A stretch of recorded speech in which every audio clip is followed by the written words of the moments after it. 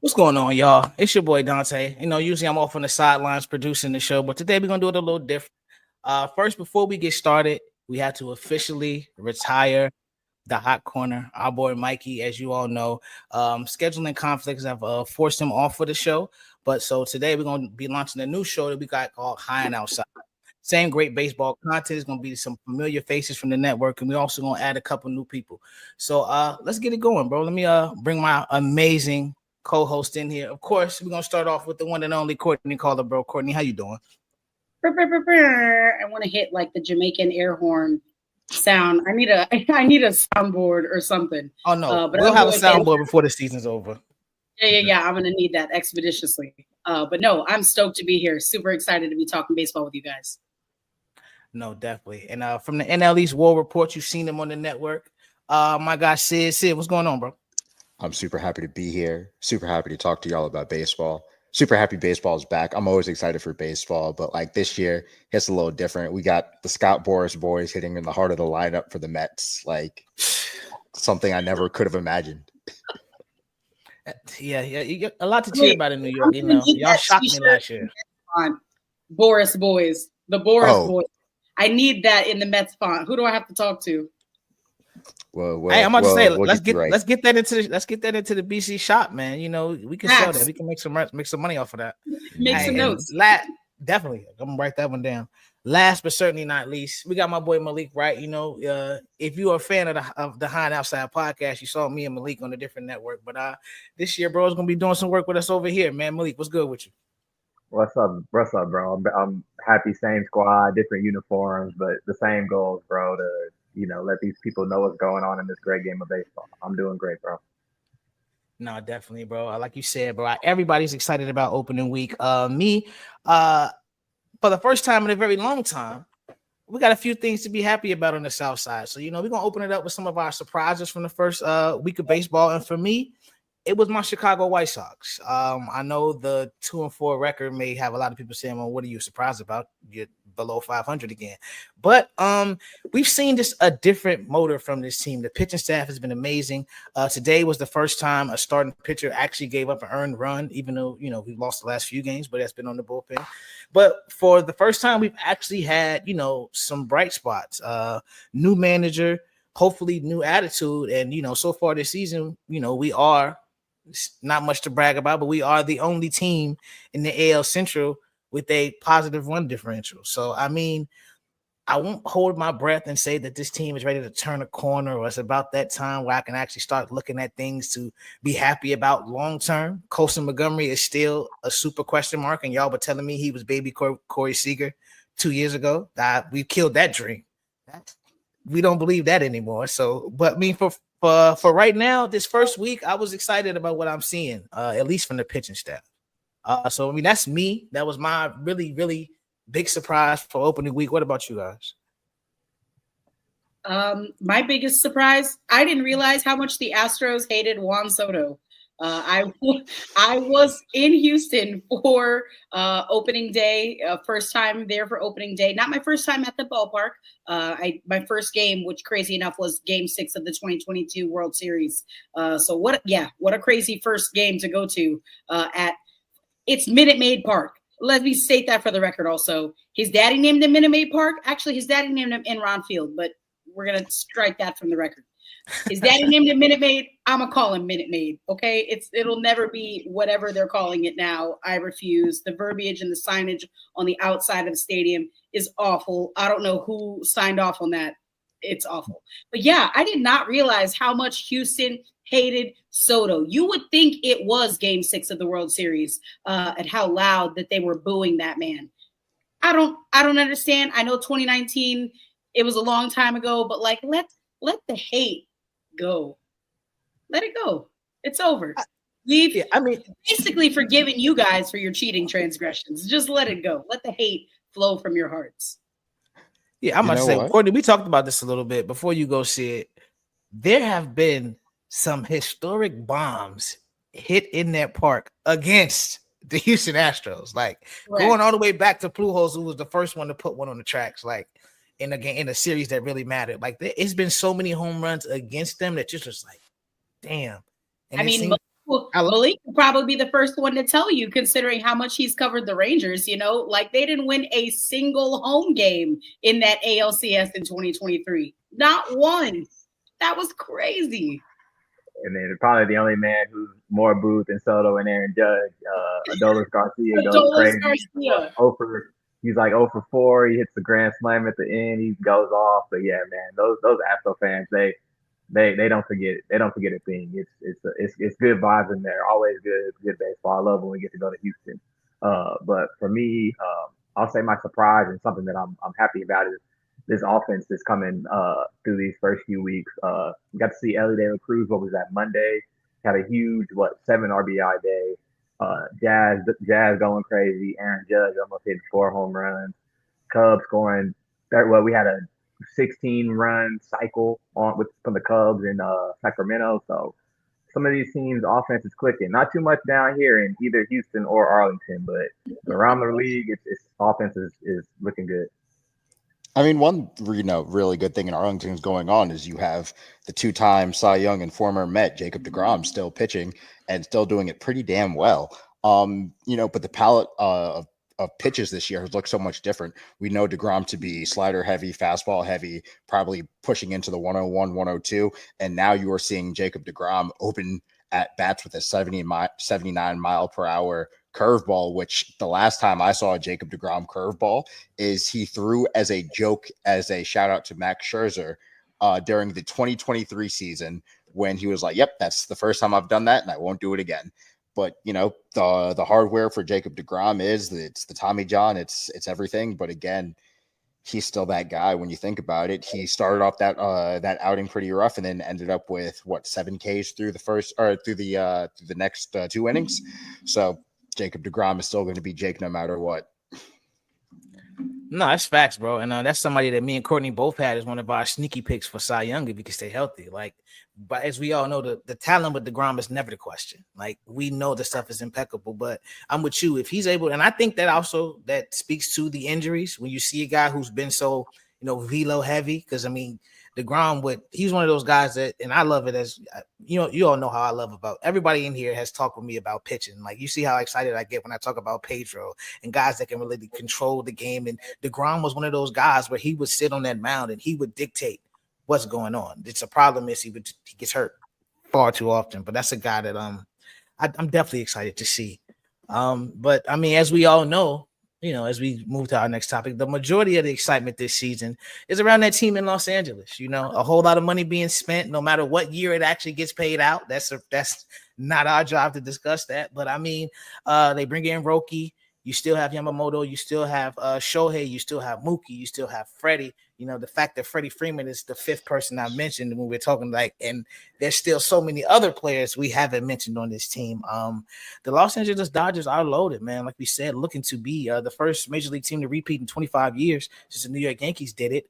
And I feel like now more than ever, this is a team where the hype actually matches the talent on the roster.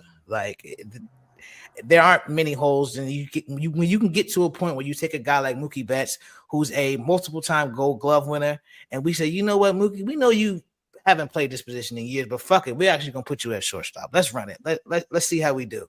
And that may have changed his approach a bit, but I think he's still, as we see, one of the most dynamic players in the game. And when you have that type of ability, you have a guy like Shohei who is, starting to ramp up his pitching approach, but I wouldn't rush Shohei back at all. You really don't need him in the rotation with the money you've spent, with the guys you have coming back. Seeing May on the mound for the first time since 2023 and him really looking great. Like, the movement was there, the velocity was there, and that's a guy that we all forgot about. I know I did. I damn sure forgot about him.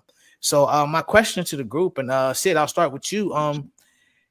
Should we rightfully be just, pretty much saying this is the Dodgers World Series to lose? Absolutely not. Baseball changes in one swing. One swing, one error, one anything. And honestly, for as much as I know the Dodgers are that team, up until the second they do it, I'll never believe in Dave Roberts' ability to consistently stay within himself. He just thinks way too much sometimes. I don't know. Like maybe it's kind of like a John Calipari situation, or maybe like an Eric Spoelstra with LeBron situation, where you just have so much talent, where you have to think about so many different scenarios and you have to think about so many different algorithms that it makes it difficult for you to really just go with your gut. But I don't think. Are they the team to beat? Of course they're the team to beat. We're talking about them winning 120 games this year. However, baseball tends to humble us in a way in which we all have been humbled. Like my first memory of baseball is the 90s Mets and then losing a World Series 25 years ago. So like baseball will humble us from beginning to end. And I don't think the Dodgers are an exception. I don't think Shohei is an exception. We love him. We love the story. But, at some point, the game is going to give what it's going to give. And I think the Mets can beat them anyway. Yeah. I mean, I'm sure you're going to have plenty of your Homer Mets takes this year. But Courtney, let me go to you real quick. What you think? I do absolutely agree. And again, we've seen it even in recent years that not the most talented teams on paper make it all the way. I'm even just as recently as like the Arizona Diamondbacks that beat that very powerful, loaded Philadelphia Phillies team. It happens all the time. We see it happen all the time. That being said, they are absolutely still the team to beat. And if they do make it as far as the World Series, I just don't see a scenario where any team in the American League right now, as it stands, beats that Dodger team. Again, anything can happen. Health is going to play a massive role, and obviously as it is with every team. But no, it is still their World Series to lose, in my opinion. Yeah, no, I feel you. Malik, how you feel? I mean, the bullpen, I think that's where they separate themselves from everybody else, from all these other teams who've been trying to catch the repeat. I know watching the Rangers work off the repeat last season, they didn't go add a Kirby Yates. They didn't go add a Tanner Scott. They didn't, load a bullpen up that already had a few guys who could close out games. They weren't that aggressive in the offseason to go get a Roki Sasaki type starter. So I don't see anybody but a team in the NL West being able to defeat the Dodgers. You say keep the rings off Shohei. Maybe he comes out of the bullpen later in the year, but I mean, at some point he's taking the mound to pitch, and I mean that secret weapon is gonna, to me, lead him to. He could have the best season ever in baseball. I think the MVP already has his name on it. When he does take the mound, you also got Clayton Kershaw, who hasn't pitched at all this year. He'll be back. He's back throwing now, so probably in a few weeks, about a month's time, they'll have him too. I just think the lineup is too deep. The back end of the bullpen, the game's going to be over in the 6th, 7th inning. Kirby Yates is elite. Watching him last season, I don't see how guys like that are free agents as long as they are. And guys, if I may, I know we talk about the rich getting richer. Did you see that they just picked up one of the top base stealers in the American League last season, Estuary Ruiz? Yeah, they did. Richer, bro. Like, he's going to be an elite designated base runner. Like, and I can't wait to see it. It's crazy. You can't even be mad. You really can't, because this is what we asked for. Like, I love the chart that came out where it showed the revenue compared to the spending, and how you have the Dodgers and you have the Mets. And you have they're making $700 million, but they're putting $400 to $500 million into the team. Like, that's what fans want to see. And I think with again, it's just like you said, like an embarrassment of riches when like we legit forgot about Dustin May. I didn't even think about this dude. I was really stuck on Glass now coming back because I love him as a pitcher, and Blake Snell. I was stuck on those two. Everybody's been hype about Roki, but I still think what he's doing is he's coming over a lot younger than a lot of guys come over from Japan. They usually come over as a finished product. He's still a prospect. So with Roki, I get the excitement, I get the stuff, he has everything. But when I'm looking at everybody they already fucking had, and then you just add people back, and it's like, oh shit, by the way, in a couple months we're gonna let Shohei pitch. Oh yeah, forgot to tell you that part. It's like it's tough for me. For as excited I am about the Padres, I do think the Mets are going to be good. I think the Braves, when they get healthy, they need some pitching, but I think the Braves can still be a force. that team is just damn good, bro. So it's obviously with baseball, 162 games, a lot can happen.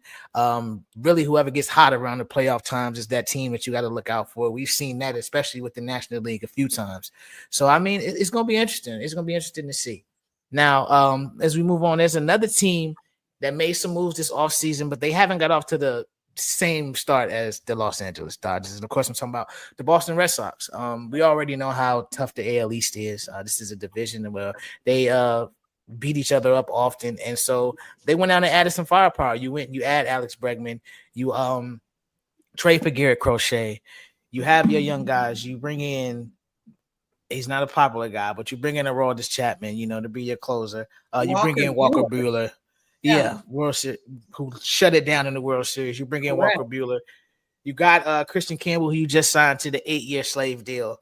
It's a lot of talent on that team. I probably shouldn't have said that, but no, it's a lot of talent on that team in Boston. And so unfortunately, it has not, look the way they thought it was going to look right out the gate. Now, Garrett Crochet did dominate. Was that today or was that yesterday? He pitched 8 innings, his longest outing of his career. The White Sox had him on the innings limit last season, which I think will play into his favor this year as he goes to extend and go into the postseason.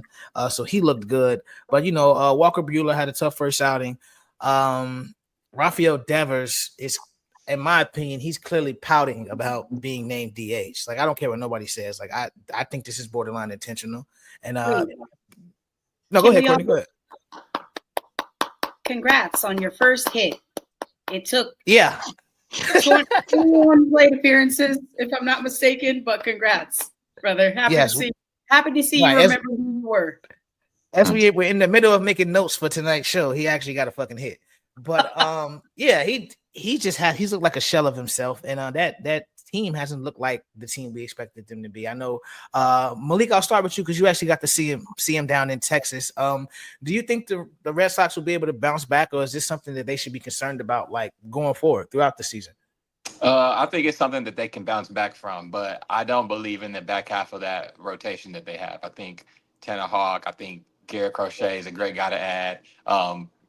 Getting to see Bregman so much in Houston, he's one of my favorite players, not just because of what he does on the field, but what the work he puts in, the attention to detail that the Astros had during that run, the run of ALCSs that they were on. He played a big role in it. I think he has a perfect team. He's around guys like Jarren Duran. He's been around a guy like Christian Campbell all spring training, helping them get ready. Something that was one of the reasons why people wanted him to go to Detroit. To me, he's doing that same thing in a better market and on a better team. I think the back of their bullpen, the whole bullpen they have, I think is. I was speaking with some of them. They're solid. There are a lot of unknown names. You say Aroldis Chapman, that's the guy. But besides that, you don't know a lot of those guys. But they're locked down in the back half of that bullpen. Rafi Devers, it looked bad. He couldn't hit a fastball. He couldn't touch nothing. Jarren Duran struggled a little bit too, but he's an all-star caliber player. I think he'll be solid. So I'm not putting full panic meter on the Red Sox. I think they'll go and add somebody. But it's going to be important that they get something out of Trevor Story this year too. That's one guy I forgot he was on the team, but he's well paid to be the Boston Red Sox shortstop. Good deal locking up Christian Campbell, because to me he was the best player in that series, and he's going to be, I think, a star one day. So not full panic meter on the Sox, but definitely got to watch out for him. Courtney, how you feeling about Boston? I said it on the show. I think we're going to have a 2018 World Series rematch. The American League is really open right now, and the American League East in particular is wide open. The Orioles did jack all with their offseason. The Yankees lost their best starting pitching. I absolutely see the Red Sox going the distance. They do have some issues. Like you said, you're going to have to get everything you can out of Trevor Story. He's compensated very well to be that shortstop. They're going to have to do something with their backstop situation. No offense to Connor Wong, but you cannot bat under 100. That's crazy. Tristan Cassis, same thing. He's also, I just checked Sid because I had to double check and make sure. Oh yeah, brother is still struggling as well. Like Jose Abreu and Houston type numbers. It's looking spooky at first base in Boston right now. That being said, I think that they'll make some changes. They have some promising guys in the wings, but I think if you're the Red Sox, you're not going to have this opportunity of having the Yankees as vulnerable as they are from a pitching standpoint, and the Orioles as well. So I think if you're going to attempt to go for it, you got to go all in this season. That's my 2 cents. No, definitely see. I don't disagree. I think, like so many other teams that are on the cusp, and even in their pursuit of Juan Soto this year, all we heard about is the future for the Red Sox, the future for the Red Sox. We have this, we have this, we have this, we have this. It's time to pony up. It's time to make sure that you can, one, establish yourself as the only team in that division that's actually going to win a World Series. But you also have to establish yourself as, hey, maybe let's be better than the Yankees in their process. To me, this Boston team is almost akin to like a baby bomber situation for the Yankees, where they had some really old, good talent there, but they also had a litany of young talent that made sure that they could get over the fence. That was that Aaron Judge, that was the Gleyber Torres, and now we see some of those baby bomber type as guys coming back around when we with the addition of the torpedo bats or anything that's been going on with the Yankees. But again, I think if you're the Boston Red Sox, you got to be for real. You got to go for it. You got to leverage some of that young talent, and the young talent that you can't leverage, get those guys out of there. Like, you don't want to. This is your chance to rebuild something so much better than what you had before, because there's no getting around that. Like, you completely fumbled with Mookie Betts, but here's your chance to make sure that your young talent that you have now is very much taken care of and very much compensated. And maybe you take a page from AA's book down in Atlanta and you give some of those really bad deals that look really strange on paper, but end up like really helping you out, like the Acuna, what was it, 8 years, $100 million deal, which is still disgusting to this day. It still makes me sick to my stomach thinking about it. Ozzy Albies as well. Club That's options. another one that just Yep. These are horrible deals, but I think this is what we want to see a lot of front offices do, to try to dance around the fact that the Players Association will never let them get a salary cap in baseball. That's something we'll never see.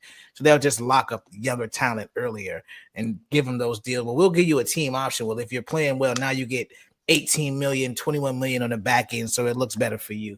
And I think you're gonna see a lot more of that. Before we get away from Boston, I want to ask you all a quick question, because I was listening to the Baseball Tonight podcast, and they asked Christian Yelich, and they also asked Juan Carlos Stanton the difference between being an everyday player as far as playing defense and offense and just being a DH. And both of them said that they feel disconnected from the game and they really don't like DHing. Do you all think that's what we're seeing with Devers, or is it more than that? Is it just, him? Because sometimes I feel like it's borderline him just being defiant, because they came out after the fact and said, hey, I want to play in the field. But he let it be known before the season even started. Like, I'm not a DH. I'm a third baseman. Well, over the weekend, Dave Roberts let it be known that he's not even the backup third baseman. He said David Hamilton got that, and it's other infield options, so he's going to have to grab that bat. But I definitely do think that's playing a part in his not hitting. Maybe not so much like he's trying to be ass, but I think it's not clicking for him. It's hard to do. It's a lot of pressure. Like, everybody's giving you all this time to hit. All you got to do is focus on hitting. And when you're not hitting, what are you doing for the team? So I think that puts a lot of pressure on you for somebody who's not used to it, who's probably never been a DH a day in his life. So, it worked out for Poppy. It works out for some people like that. Maybe that guy needs to travel out there and give him a few words of advice to somebody who did play the field and then went to the full-time DH role. But like I said, I'm worried a little bit about him this year. What about you, Courtney? With all due respect to Rafael Devers, because I do like him, I have nothing personal against him. We wouldn't be having this conversation about his ability to play third base if he were actually a good third baseman. Like, it's no disrespect. fantastic hitter. But just comparing the numbers, because I have them in front of me, since his debut, Bregman has plus 21 defensive run save at third base. Rafael Devers, minus 62. And again, I know there's a litany of defensive stats that one can pull, but that's a glaring difference at third base. Like, again, we just wouldn't be having this conversation if he were better defensively. And I've said it before, and I'll say it again. Don't know if you guys have ever watched Mad Men. Don Draper he says that's what the money is for. I don't give a damn what position you feel more comfortable playing in. You feel disjointed from the game. 10 years, if I'm not mistaken, $331 million extension. Brother, you better put on that Wally costume if we ask you to. Because what are you talking about? That's crazy. That's crazy. I get it. It might mess with your flow. That's what the money is for, my guy. Hit that bad games, my boy. Coach. Go get your head back in the game. Go hire Jock Peterson's private personal hitting coach that Corey Seager and all these dudes are using now. Go hire that guy because this is crazy. I expect better out of Rafael Devers. I really do. Am I tripping? No, you're not. You laughing? Am I tweaking? You're not tripping. No, yeah. And I gotta say, you're one of my favorite people to do podcasts with because you always have the numbers to back it up. Like, and again, we don't need the numbers to back it up. We can see Rafael Devers, and like Courtney says, with all respect to him, don't lie. And you know, some other sports, the eye test might lie to us. Not in baseball. Baseball, you can't hide from that light, no matter how well you do it. And so it's exactly like Courtney said.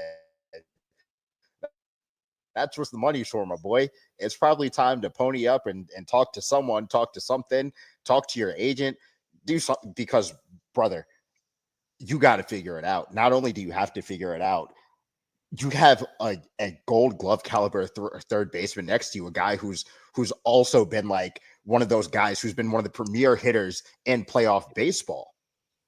Use your resources. Talk to the people around you. Ask them how they stay locked in. There's so many different ways to get yourself into this game. There's so many different ways to impact baseball. You could be watching at bats. You could be watching pitcher tweets. You could be watching anything.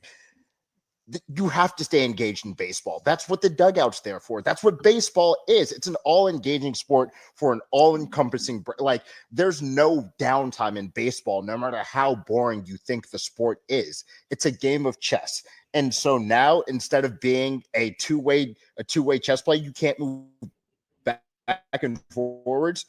You got to move forward, brother. It's time to go. Pick up a bat and start hitting something. No, you definitely it's definitely important. He has to do that, bro. You get paid to do that, and it's something we're gonna have to keep an eye on. But got his first hit today. We'll see. You know, if he can break out of that slump and finally start driving in some runs and doing what we know Rafael Devers can do. This next one it's gonna be real quick, but I just wanted to ask: is it a bad look that we have two teams playing 81 home games in a minor league stadium this year? Of course, you know, you heard Malik allude to the Sacramento A's. You know, they still haven't broke ground in Las Vegas. We still don't know if that's going to happen, where it's going to happen. The Rays, unfortunately, you know, their situation is a little more unfortunate because a hurricane destroyed Tropicana Field. And so now they're playing at Steinbrenner Field down the road. But now we've heard that their plans for a new stadium have been nixed. And now if they do stay in Tampa, it'll be at a renovated version of the Trop. So just real quick so we can get into the bigger topics. Is this a problem for Major League Baseball? Because a few months ago, both stadium situations were done and we were talking about expansion and possibly getting back to Montreal and Portland and all this other shit. Now we don't know what's going on. Sid, I'll start with you. Oh, yeah. I personally think it's a miscarriage of justice that we are dealing with this, especially with the Oakland A's dealing with this. The Tampa Bay Rays, you know, their finances will typically tell the story about how much the people down there maybe value that team, which is very unfortunate. So, you know, but the Oakland A's and I think the Oakland A's are probably one of the coolest historic franchises ever. We have the Superman. We have so many historic runs and so many historic cool things about them. So them leaving Oakland is to me malpractice as it is. But yeah, I think hitting in a minor league park, unfortunately, it's what we got to do right now, especially down in Tampa. But yeah, I think this is a bad look. Just no way, two ways around it. Like we got to treat our teams better. We certainly have to treat our 5-time champion legacy teams better. Yeah, definitely. Courtney, what you think? Jeff Passan said it best. I believe I can't remember what platform it was on. Maybe it was John Boy. I'm not even sure. But he said, Rob Manfred described the parks as small and charming and intimate, right? And that's realtor talk. That's realtor talk. That's exactly what a realtor tells you, when they're about to show you a house that's small. Oh, it's so charming. It's so intimate. And like Sid said, it's a miscarriage of justice, not just for fans who obviously, and Tampa's, for me, you can get into the finer nuances of the Rays and their, like you said, the money, and how this is something that should have been rectified years ago with a new stadium in Tampa. But I am going to give them a pass because their roof was damaged by a natural disaster. There's not a whole lot you can do about that. But we all know how I feel about the A's situation in the stadium that is not going to get built in Vegas. It's not happening. It is a myth. It's not happening. I am too actively engaged in the Las Vegas news cycle. It is not happening.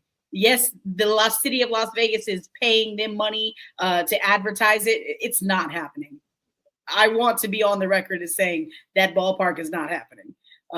Because it's funny because they were talking on the broadcast about how beautiful the view is from Sutter Home Ballpark. And, it's the angle. If they build another ballpark in that same angle, then I can smell it from a mile away. I'm just not buying Sacramento A's loading. Correct. And it's so odd to me. It's still very odd to me, though, that they don't want to. They just want to be the A's. I feel like it's still very odd to me to not have a city attached to it. Also, yes, congratulations on selling out first night. Next game, not a sellout. How do you not sell out a minor league ballpark in its home opening?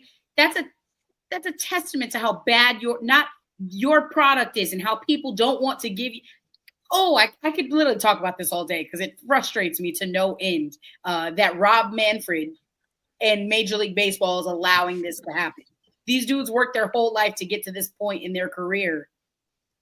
So what? So they can play at a minor league facility for the next 3 years? Listen, I know Lawrence Butler probably don't care. Again, that's what the money is for, right? But egregious. It's egregious. You are not wrong. Malik, how you feel? I know, Malik, we were out in Vegas last year and we stayed.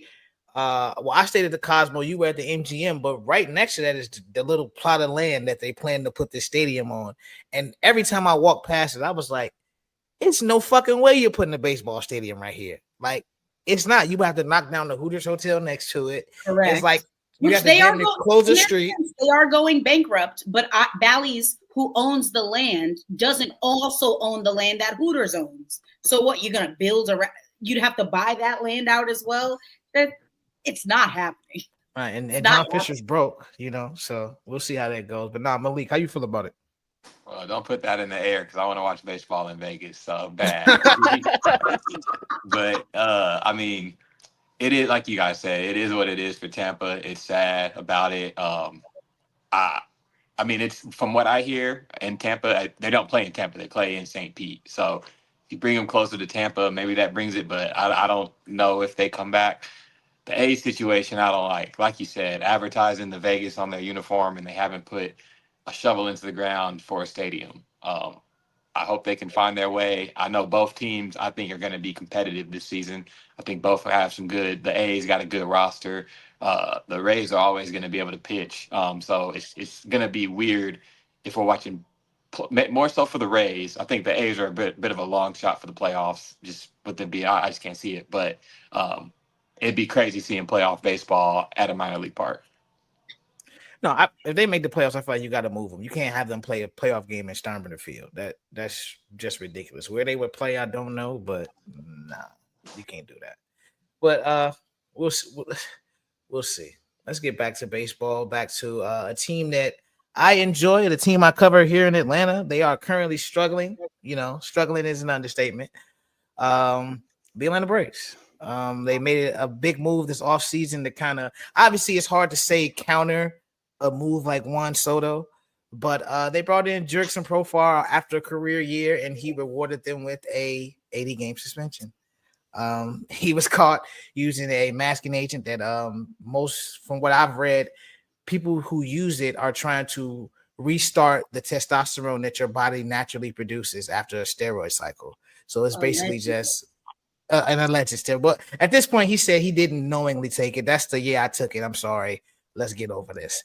But you know how that goes. And I sent the video to the chat about the guy who was trying to accuse Fernando Tatis's father of being a steroid distributor, which is kind of ridiculous when you look at the amount of players who work with him. But at the end of the day, Jurickson Profar, 80-game suspension, that's going to hurt the Braves a lot.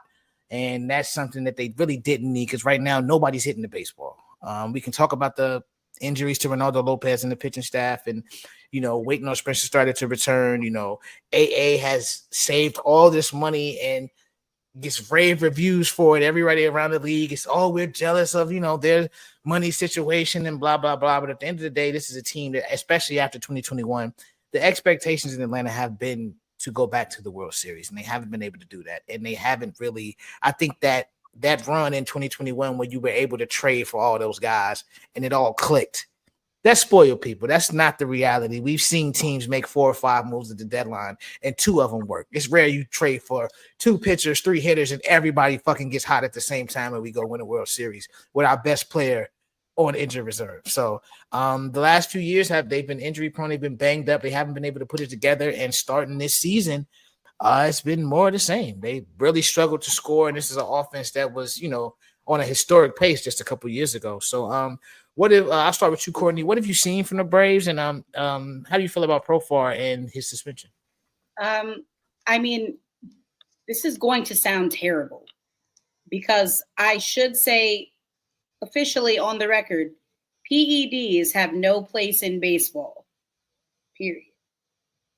But also, hey, dude got himself a nice fat check. He got himself a nice check, even if he doesn't play in the postseason. Objectively, for considering the turn that his career was going on, how much did he make with the Pods last season? Like $2 million. Bro fucking wreaked havoc on the Dodgers. Great, objectively great for him. So I understand the pressure that one might feel to, continue to compete at a very high level, even though he says that he didn't do it. Bad for the team. That being said, the best player on that team right now is Marcell Ozuna, and you know how I feel about Marcell Ozuna. Brother shouldn't even be playing professional baseball, period. Under the jail, respectfully. Sorry, am I allowed to say that? You're not wrong. I'm a woman. Sorry, under the jail. That being said, batting 137 as a team through 6 games with a 458 OPS is not going to get the job done. Will they get out of it? Of course they will. That roster is too talented for them to not, get out of it. That being said, there's never a good time to drop 6 games in a competitive division like the NL East, or any division really, but especially not in one like the NL East. So they are going to have to hope that somebody else goes through a similar skid, because it could get real spooky real early in that division. Yeah, no, that's the scariest part, like, because it can really get nasty. And like, I know last year I was the one who counted out the Mets, and Courtney was like, relax, like, let's not do that. And then they stormed back. So we see a lot of foolishness in this division, but you never want to let anybody just jump out ahead like that. And the Braves they really struggling. I know this was the year where I really thought I've been a big Austin Riley guy the last couple years, just because the way he turned his career around by becoming beyond solid. I think he's a borderline Gold Glover at third base, and that was not the case when Austin Riley first came up, but he really put the work in, and he talked about how he put the work in. And that I thought this was going to be a season where he really put everything together and was that, 35, 40 home run, 100 RBI, gold glove guy. And it's kind of shaky right now. So that's a guy that I think if he can pick it up, him and Matt Olson, because Olson was that guy who came in to replace Freddie. And that first year, he doesn't hit for average like Freddie does, but the power numbers were there. And he was amazing. He also plays every game. He's consistent. So, but when those guys aren't hitting and you don't have Ronnie in the lineup, it's going to be tough. I'm going to pass it to the other member of the NL East here, who I'm sure is very excited about this topic. Sid, what have you seen from the Braves so far? Jack shit, which makes me so happy. We have to always consider that they're out playing. They're on their little road trip. They're playing whoever. Of course, you're going to have a tough start. The Dodgers are, on their side doing something historic too. But it's just like you said. Last year, the Mets started 0-5, and it's baseball, baby. 5 games don't really mean shit, especially in April. These are the get right games. We're talking about injuries. We're talking about a team that doesn't even have their starting catcher.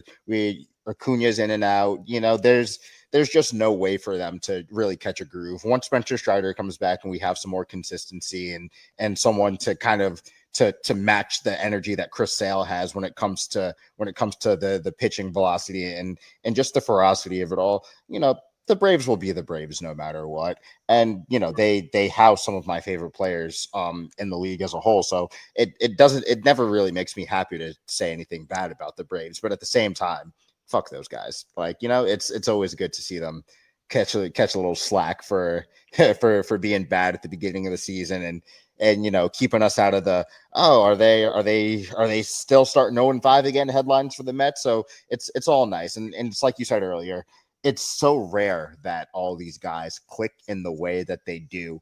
And it's like we said, how can you not be romantic about baseball when things like that happen? When a Jock Peterson comes through and wears his pearls and has the time of his life in an off season, and we have Jorge Soler hitting tower bombs that still haven't landed in Houston, stuff like that is Kishmat. It's baseball destiny. Stuff like you can't get around that stuff.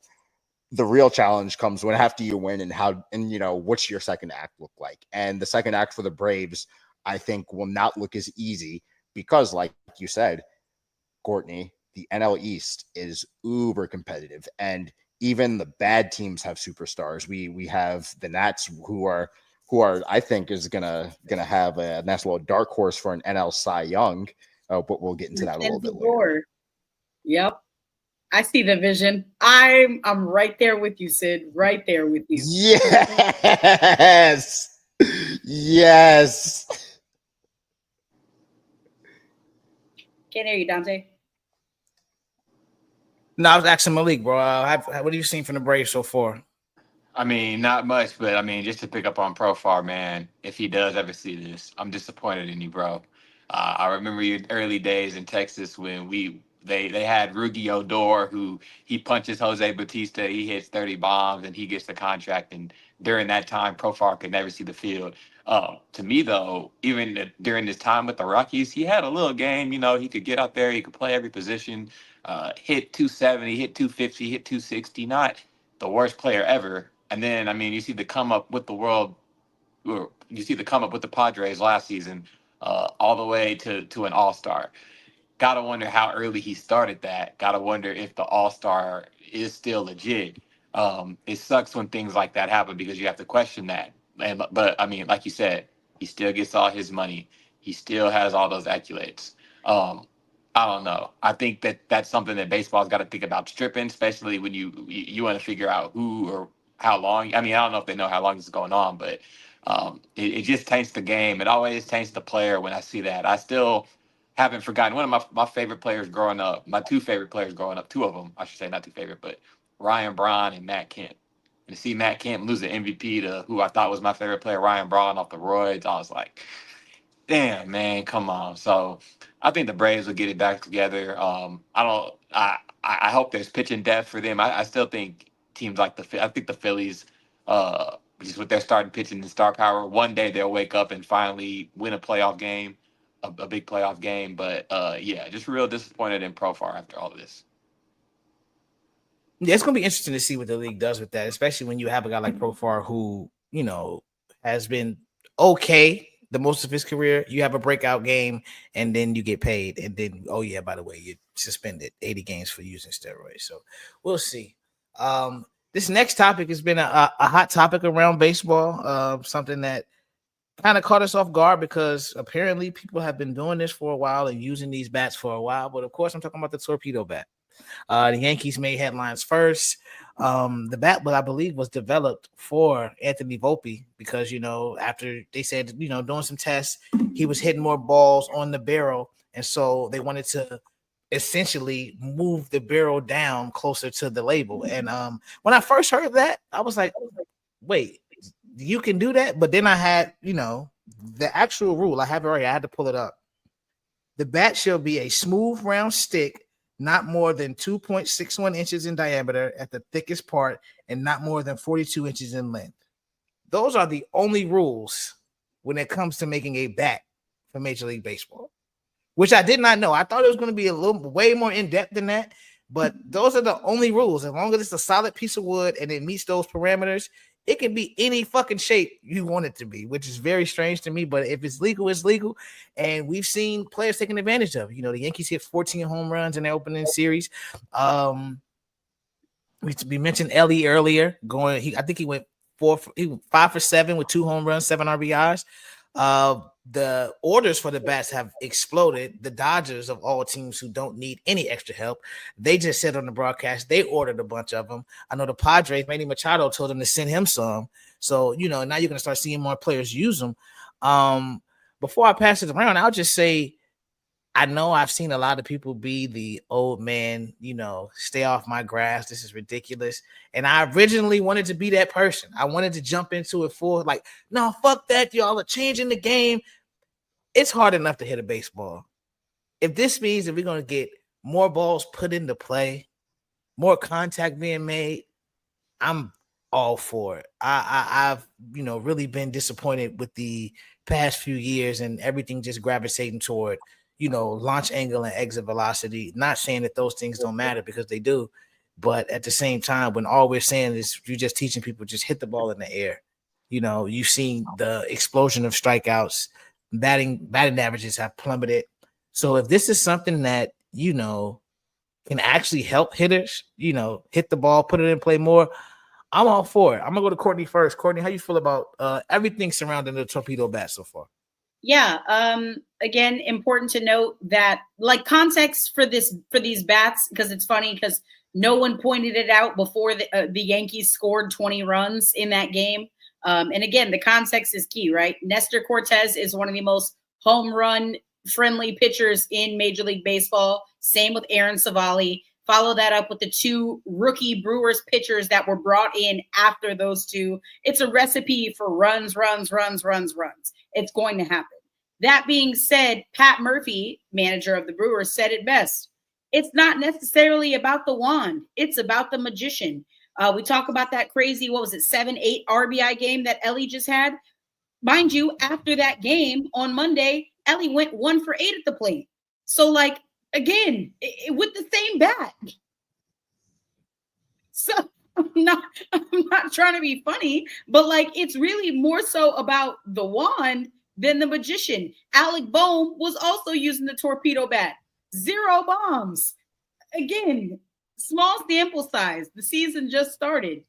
But for me, it's hitters taking advantage of obviously all the tools available at their disposal. Good teams do what they can within the parameters of the rules to get better and to be a better team. And if it's within the parameters of the rules, I don't have a problem with it, especially if every team has equitable access to it. It's not like, oh, these were made specifically for the Yankees and Martucci won't make them for anybody else. Or is it Martucci or Victus? They both make them. Okay, yeah. Well, then it's not like no one else has equitable access to the bat. Listen, part of me wants to be the get off my lawn type and say, no, don't go changing the bats. But also, we've watched Major League Baseball allegedly doctor the baseballs to produce more offense. What's the difference in changing the bat to doctor more offense? What's the difference? Yeah. And Courtney, that's my thing. Before I shoot to Malik, the way they talked about it, they made it seem like they were invented for the New York Yankees. Yes. And then after the fact, they said, "Oh yeah, by the way, framing in media framing and context is so important, right? Because people saw that thought it was, it's only the Yankees. Oh, the evil empire is at it again. The evil empire that hasn't won a World Series since what? I was like in high school, and I'm 2009. Yeah, correct. When I was a freshman in high school. Okay, you do that math on your own time, but still. I was a sophomore in college, damn. But yeah, no, that was a minute ago. Damn. Malik, how you feel? Malik, I feel like I know how you feel, but how you feel about these torpedo bats, bro? Look, if somebody's got to be this, if nobody's gonna be the old man, it's gonna be me, bro. Look, I don't care what explanation I get from this bat. That thing, it screams loaded to me. It screams loaded. Look, I'm all for offense. I'm for competitive baseball, and I know that we're at an age right now where it's like, do people want to see more home runs? Just to get views on the sport. People are coming to the ballparks. People are watching the game. I don't think it's promoted well because the main network ESPN, who's not gonna cover baseball anymore, they're done with it. They've done a terrible job at it. Like you guys said, I think the way that they rolled the bats out was completely terrible. I know there was spring training Yankees. They were talking about it during spring with the Yankees. And then of course Saturday happened, and it's the Yankees this, Yankees that. Man, imagine if the Houston Astros had rolled out those damn bats, and you would see Jose Altuve and Yordan Alvarez using this. Man, it was so crazy. Another thing that's so crazy about it is I can't with the age of AI, I can't even tell what's real and what's fake when it comes to that bat. Sometimes seeing what Jazz had in his hands, but on the other hand, as much as I'm a stickler for it, if it's within regulation for now. If all these other teams are hitting it, hey, there are a lot of, I'll say 7 out of the 9 members of the Texas Rangers lineup are struggling right now. Get those shipped in ASAP. Let's see what we can work with. We'll deal with the test on the bats and what happens next. I will enjoy the offensive part of it if you because you guys are right. You still have to put the bat on the ball. But I think just looking at it early, a customizable bat that suits a player specifically, I think that's going to help you do more damage. So I'll get over it, I'm sure, when it starts benefiting, when I see the benefits of it and see some stats. But man, so get a strike, get the balls and strike calls right. That's what I'm waiting for. Get the balls and strike calls right. Get us marketed better than what ESPN does. Those are the type of changes I want to see from you, Rob Manfred. Yeah, bro, it looked like a fungo bat. But no, Sid, how you feel about the torpedo bats? I'm right with Pat Murphy. I'm right with Courtney. It's all about the magician, baby. But I'm also all for sabermetrics in baseball and making sure that we can put as much analytics and data into the game as much as possible, because this is kind of what makes it accessible for everyone, just to understand how things work and where things work and why things work. I think that, if we can dumb down baseball a little bit, and something as simple as move the weight, like it's kind of like the Patrick Star, why don't we take this city and push it somewhere else? Like, that's kind of baseball is like, why don't we just take the ball and hit it in the open space? Like, it's super easy. It's super simple. So yeah, like the torpedo bats, if we're going to simplify so many things with baseball and make it so that this is more palatable for people, hell yeah, dude, let's use some fucking torpedo bats. Give them metal bats for the home run derby for all I give a fuck. Like, let's really do some wonky shit if we're really going to go for it.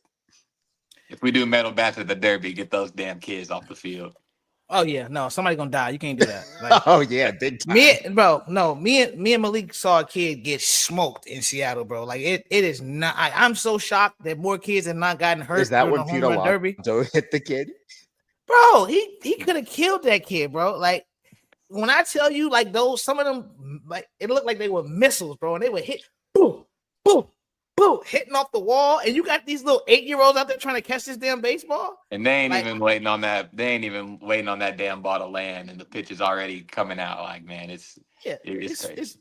It's foolish, bro. But no, moving along real quick, we're gonna speed it up a little bit. I know we're gonna get everybody out of here. But Courtney, you got your awards predictions in front of you from our show? Of course I do. All right, perfect. So what we're gonna do first, before we allow Sid and Malik to run through their picks for MVP, Cy Young, pennants, and who wins the World Series, we're gonna recap ours. I'll go through mine real quick. My AL MVP, Bobby Witt Jr. I think he puts it all together this year and gets the AL MVP. In that MVP, I got Juan Soto. Sid, don't say nothing, but yes, I got Juan winning MVP. AL Cy Young, I get Garrett Crochet. I think the being the way he was used last year is going to be his benefit this year, and he'll be able to go deep into games all season long. So I got Garrett. NL Cy Young, I got a surprise pick. It is Blake Snell. I think Blake Snell is finally on the perfect team.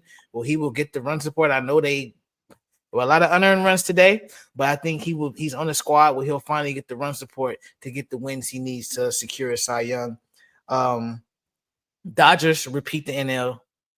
AL champs, y'all clown me in the group chat, but yes, I think the Baltimore Orioles are going to win the American League. I think their hitting will outweigh the bad pitching, and I think they will make one or two moves for a pitcher. World Series champ, the Dodgers are going to repeat. That's what I got. Courtney, what you got? Yeah, so NL Cy Young, I went Paul Skeens. That was like my first gut pick. If he's not going to be a 5-inning merchant all season. My sleeper pick was Michael King, but honorable mention, Sid, Mackenzie Gore. Honorable mention to Mackenzie Gore. Dude's nasty. Dude is nasty. I could totally see it. AL Cy Young. I am very high on this guy. I have been. I said it last season when I predicted him to win the AL Cy Young, and that's Tarek Skubal. We have not seen a repeat Cy Young winner since Jacob deGrom. And speaking of Jacob deGrom, that is my dark horse candidate for AL Cy Young. I think if he has even a fraction of the season that I think he could have, Jacob deGrom is going to win the American League Cy Young. NL MVP, Shohei Ohtani. I think if he even takes a whiff of the mound, I think he is going to win that award. Honestly, he might not even have to do that, but I think if he does pitch, he's going to win that award. AL MVP, like you, Dante, Bobby Witt. I think he has everything that you want in an American League MVP. And without Juan Soto to back up Aaron Judge, I just don't see a scenario where Aaron Judge can have the same MVP caliber season. I don't care how many home runs he hits off Nestor Cortez. Yeah.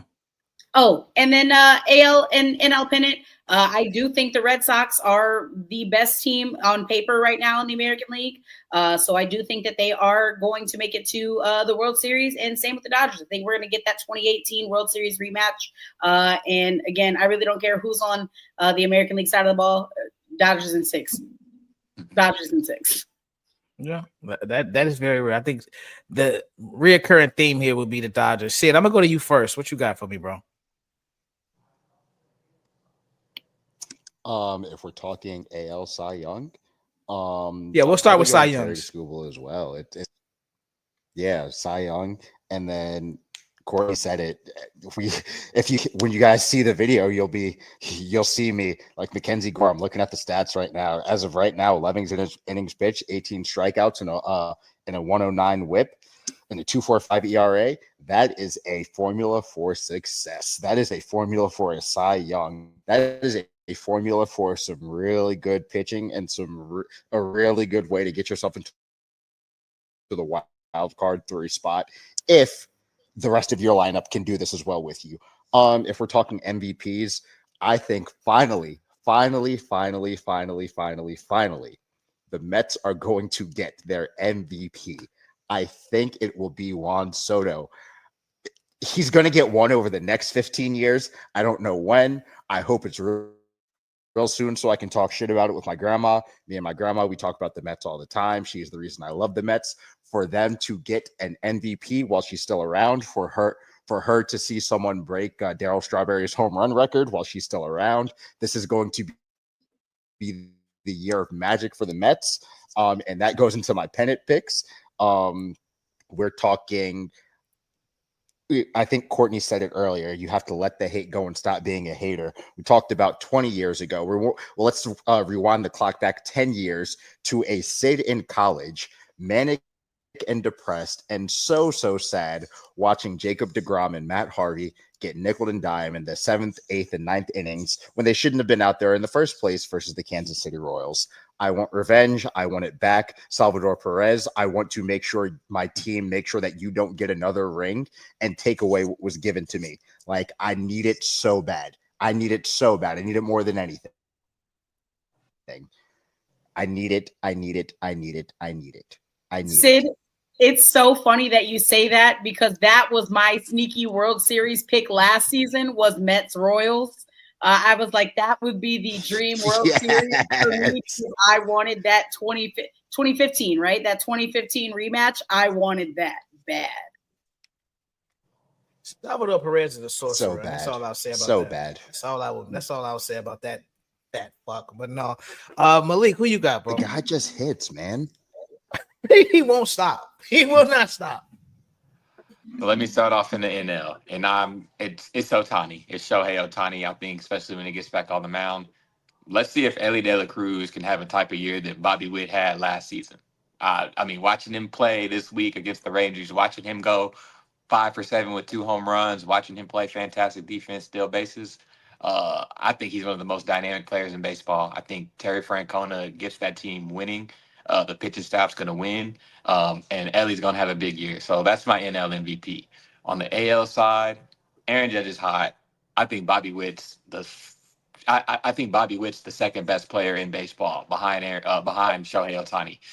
In terms of playing defense, hits, he can steal. He'll have a 100 RBI season one of these days. I like Bobby for my AL MVP. On the NL Cy Young, Sandy Alcantara. He's back. Looks healthy. First win in two years. He's given up 4 runs total this season in his 2 starts. He was the innings eater. He was, we knew what he was when he was winning Cy Youngs a few years ago, and maybe that sort of tired his arm out that forced him to get Tommy John. But he's back in the fold. I think he's got a shot at that NL Cy Young. On the AL side, it was tough because I did want to go with Scooble, but let's go with Jacob deGrom. We got to talk about him. We've just been talking about him.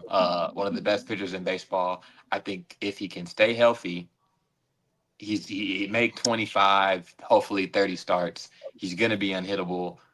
He's going to be a star. I think he has claimed to be the best pitcher in baseball right now. He's going to take that. So I got him winning the AL Cy Young. Coming out, just so I can finally be right about picking a World Series, I'm going to put the Dodgers in there, but I think San Diego can still get them. Talented roster, Jackson Merrill, Tatis, and the Dodgers said last season, this is our World Series. Our World Series was before, it wasn't the Mets, it wasn't the Yankees. It was, can we get past these damn Padres who are always, seems like since COVID that the Dodgers can't get the Padres, or the Padres can't get the Dodgers out of their way. In the American League, it's odd number Bruce Bochy year, baby. The team's looking good. First team in the AL with 5 wins. You get Nate Eovaldi, who he well paid. It's been a solid 2 starts for him. Complete game. Mike Maddox, 99 pitches against those Cincinnati Reds with the Torpedo bats. Jack Leiter's looking like a possible Rookie of the Year candidate. You got Jacob deGrom. You get a few guys coming back. And the bullpen, I think, is solid. I think there's one, maybe 2 pieces to add, but I like what I see out the bullpen. You're getting an all right year from Adolis Garcia. Wyatt Langford is going to be another Rookie of the Year, MVP candidate, I should say. team starting hitting wise, it's starting slow. Not getting much out of injured Corey Seager. He's been dealing with a calf injury, so we're not seeing 100% of him. And then Marcus Semien. I mean, since 2023, it's been a tough struggle for him. Still made the All-Star team last year, but definitely not hitting the ball how he wants to this year. He is a constant slow starter. I'll give him that. But with the weaker AL, I just in Bochy's pedigree, I think he can get it done. The Yankees, with Cole out, I worry about the pitching. Red Sox will see about the pitching. Baltimore as well. We'll see about the pitching. But I think if Texas can keep DeGrom healthy, keep that man in bubble wrap, they'll be on track to make it.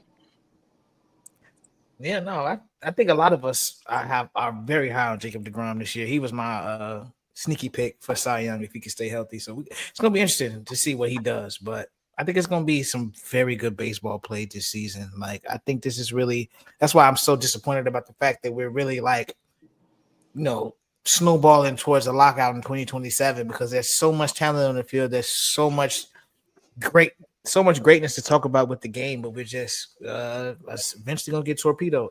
Another Manfred L. Another Manfred L. And I was just close to stop talking shit about the man. I really was. I was right here.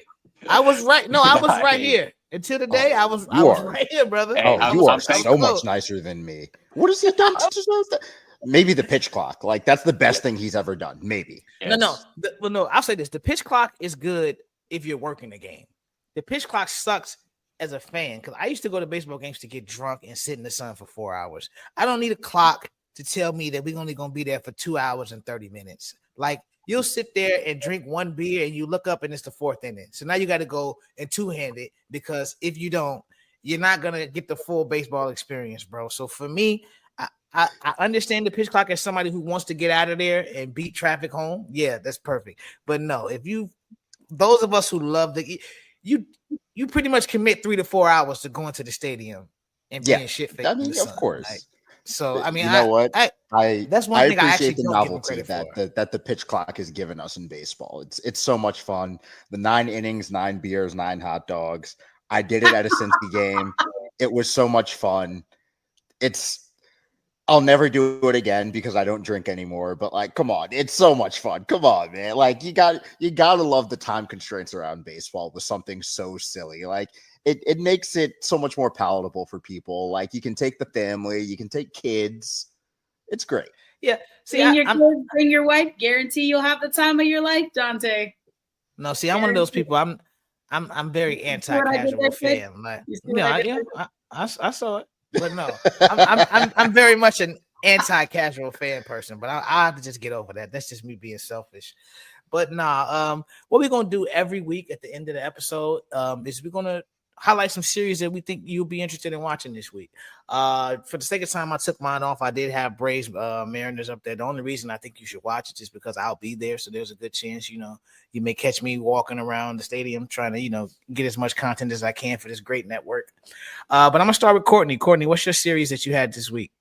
It's not a very sexy pick, but it is a little rematch of a series that we saw last postseason, and that is O's Royals on the mound Friday.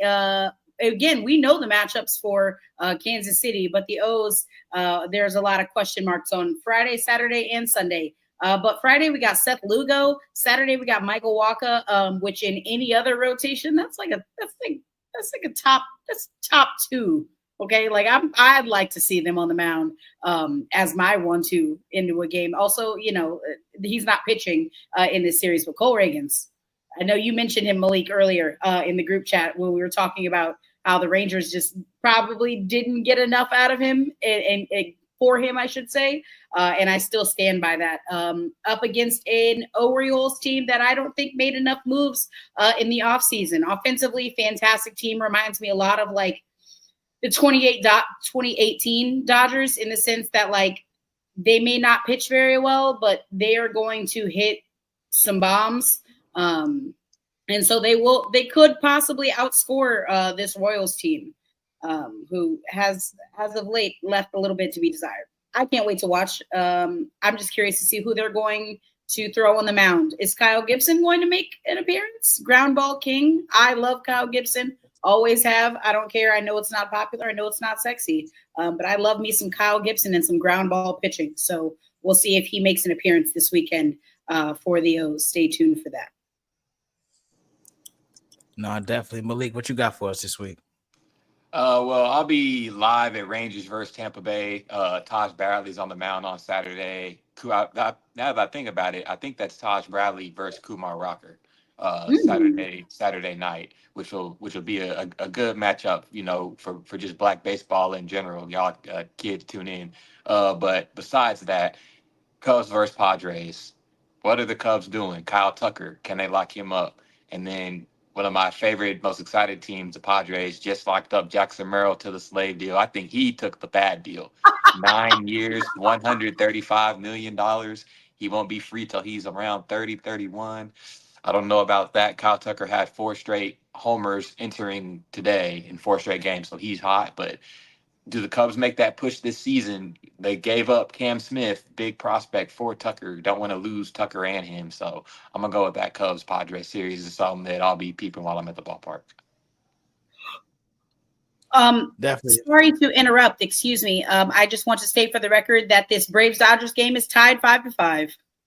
Let's go. Let's go. All. That's all. I still ain't paid the $5. I can't pay FanDuel, and they steal my money with my parlay. So right now, I catch the Braves game the 90 minutes after when they put it on MLB Network. Then I watch. You're good. Sid, what you got for us, bro? We'll discuss alternatives in the group chat. Absolutely. Oh, yeah. We were talking about black pitchers and black baseball and everything. And well, we go up to Queens. It looks like the complete opposite over there. We got Kevin Gausman versus Tyler McGill. We got Chris Bassett versus Griffin Canning and Bowden Francis versus David Peterson. We're talking about the Mets home opener this year.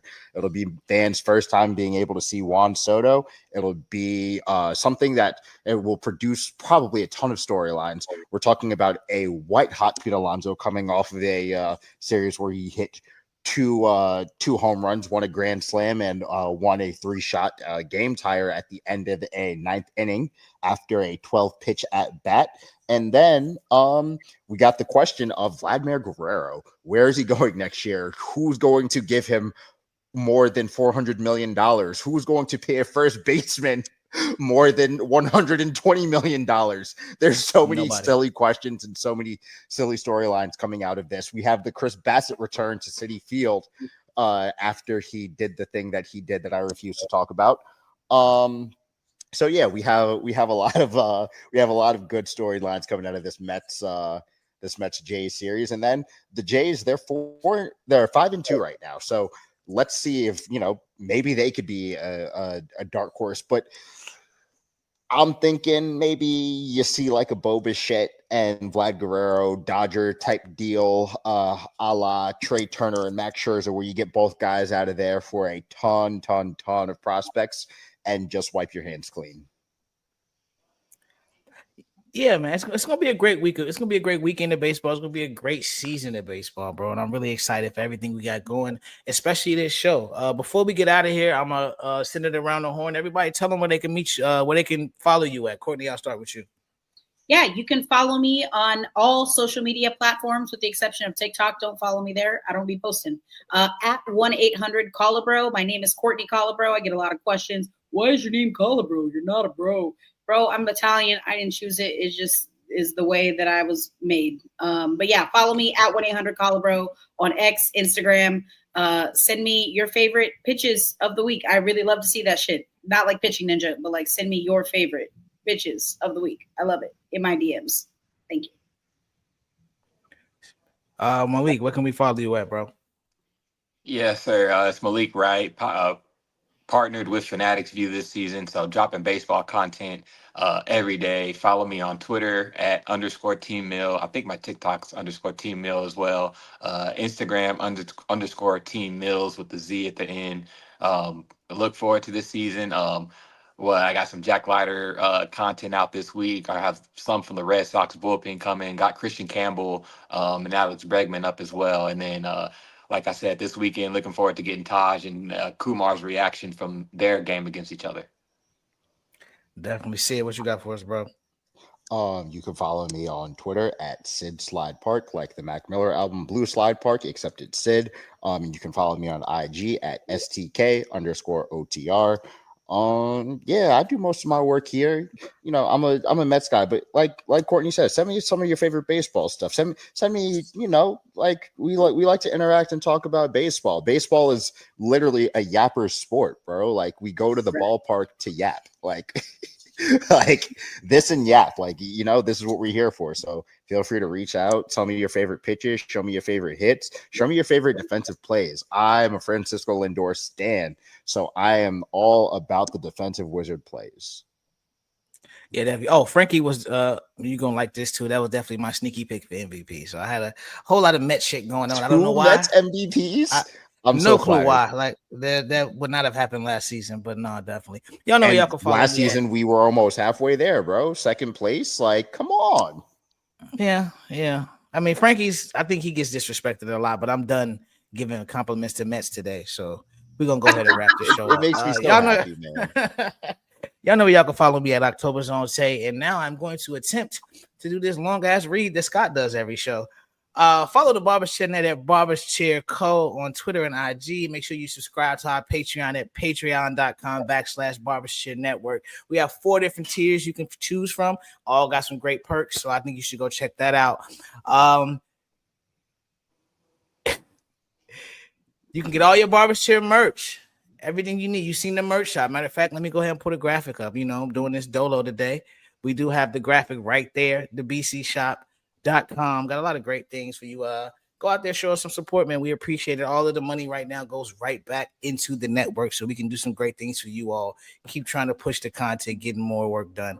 And also, whenever you want to see anything barbershop related, make sure you check us out at thebcnet.com. Once again, that's thebcnet.com. And because of some people, we're going to make sure we have a lot more baseball content on there for you this year. So just make sure you check in with us, like, subscribe, share it, and we're going to keep doing what we do. That's all we got for y'all this week. It was a great show.